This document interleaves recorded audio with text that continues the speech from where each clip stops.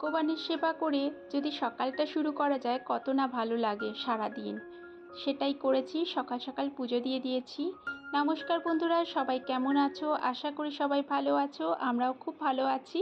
আজকে ছিল শনিবার আর এখন সকাল 9:30 বাজে। 9:30টার সময় এত রোদ, কদিন ধরেই এত আবার গরম পড়েছে, বৃষ্টিটা যেন কোথায় চলে গেছে, একদম গ্রীষ্মকালের মতন। সকালবেলায় লুচি করেছিলাম, মিষ্টির আজকে সেকেন্ড স্যাটারডে ছুটি আছে, ওই জন্য মিষ্টির পছন্দের লুচি তরকারি করেছিলাম। ওরা খেয়ে নিয়েছে, আমি এখন পুজো দিয়ে এসে খেলাম। একটু মানে লুচিগুলো আগেই করে রেখে গেছিলাম। তারপর রান্নাঘরে চলে এলাম, ঝটপট রান্না করব। মিষ্টির বাবা ডিউটি যাবে আবার 12টার সময়। ভাতটা আগে বসিয়ে দিলাম আর ওপাশে একটু মশলা করছি। আগের দিন একটু মোচা কেটে রেখেছিলাম, কেটে ধুয়ে তারপরে সেদ্ধ করে সব রেডি করে রেখেছিলাম। এখন সেটাই তরকারি করব। তার জন্য একটা মশলা করে নিলাম, আদা, জিরে আর একটু নারকেল, শুকনো লঙ্কা একসঙ্গে বেটে নিয়েছি। আর কড়াইতে তেলের মধ্যে, সর্ষে তেলের মধ্যে মানে একটু গোটা জিরে ফোড়ন দিয়েছি। আর আলুগুলো দিয়ে অল্প একটু ছোলা ভেজানো ছিল, সেটাও দিয়ে দিলাম। আলুটা ভাজা ভাজা হয়ে গেছে, এবার একে একে মশলাগুলো দিয়ে দেবো।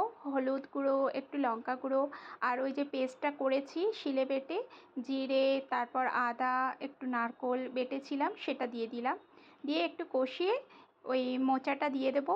দারুণ খেতে লাগে। ছোটোবেলা থেকেই আমার খুব পছন্দের খাবার এইসব ঘন্টগুলো বা বিভিন্ন পুরনো রান্নাগুলো হচ্ছে আমার খুব ফেভারিট।